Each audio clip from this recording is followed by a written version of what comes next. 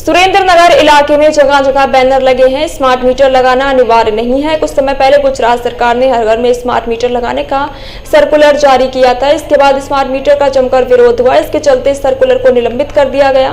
इसमें ग्राहकों का आरोप है कि स्मार्ट मीटर में पुराने मीटर से ज्यादा बिल आ रहा है, जबकि सुरेंद्रनगर जनता और आम आदमी पार्टी के कार्यकर्ता कमलेश भाई कोटेचा लोग स्टिकर और बैनर लगाकर विरोध कर रहे हैं। स्मार्ट मीटर लगाना अनिवार्य नहीं है। वहीं लोगों को जागरूक करने के लिए कमलेश भाई कोटेचा घर घर जाकर स्मार्ट मीटर ना लगाने का संदेश दे रहे हैं।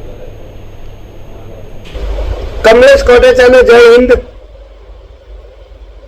पीजीवीसीएल द्वारा जे स्मार्ट मीटर नाखवानी प्रक्रिया चालू करवामां आवी हती, जेने हाल पूरती बंद राखी छे एवी माहिती अમને મળી છે।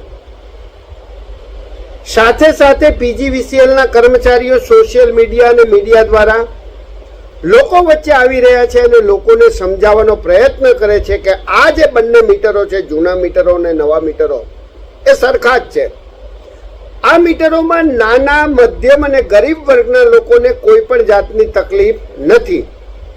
જે જૂના મીટરમાં લાઇટ બિલ આવતું હતું એટલું જ લાઇટ બિલ આમાં આવશે। જે વીજ વપરાશ જૂના મીટરમાં હતો એટલો જ વીજ વપરાશ આમાં રહેશે। તો હું પીજીવીસીએલના અધિકારીને કહેવા માંગુ છું કે જો બંનેમાં કંઈ ફેર ન હોય, વીજ વપરાશ એક જ સરખો રહેતો હોય, તો અમારે ગરીબ, મધ્યમ અને સામાન્ય પરિવારને આ તમારું સ્માર્ટ મીટર જોઈતું નથી। તેથી આપ આપના વીજ કર્મચારીઓના માનવ કલાક ન બગાડી તેઓના માનવ કલાકનો બીજે કંઈ ઉપયોગ કરો। સાથે સાથે આ કર્મચારીઓ સોશિયલ મીડિયા અને મીડિયા ઉપર બીજી વાત કરે છે કે આ જે સ્માર્ટ મીટર છે એનાથી વીજ ચોરોને જ તકલીફ છે। ખૂબ સારી વાત છે, હોઈ શકે, પરંતુ હું કમલેશ કોટેચા વીજ અધિકારીઓને કહેવા માંગુ છું કે તમે આટલા વર્ષોથી વીજ કંપનીમાં કામ કરતા હોવા છતાં શું તમને ખબર નથી કે વીજ ચોરો કોણ કોણ છે? તમે જાણો છો, તમને ખબર છે, પરંતુ અહીંયા જવાની તમારામાં તાકાત નથી। જો તમારે ખરેખર વીજ ચોરી રોકવી હોય, તમારામાં વીજ ચોરી રોકવાની તાકાત હોય, તમારામાં વીજ ચોરી રોકવાનો સંકલ્પ હોય, તો તમારે ત્યાં પોલીસની પ્રોટેક્શન લઈ જવું જોઈએ।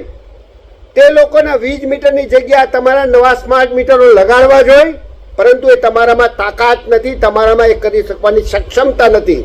એના કારણે એ વીજ ચોરોને ત્યાંથી જે આર્થિક મારણ પડે છે, જે ખોટ પડે છે, ખોટને સરભર કરવા માટે તમે આ મધ્યમ, ગરીબ અને નાના વર્ગના લોકોને ત્યાં વીજ મીટર લગાડો છો ને આર્થિક ભારણ આપો છો।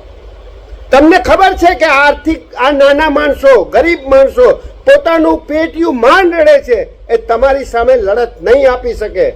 પરંતુ આપને કહેવા માંગુ છું કે અમે અમારી આખી ટીમ લોકો વચ્ચે જઈ લોકોને જાગૃત કરી તમારી સામે આક્રમકતાથી લડત આપીશું।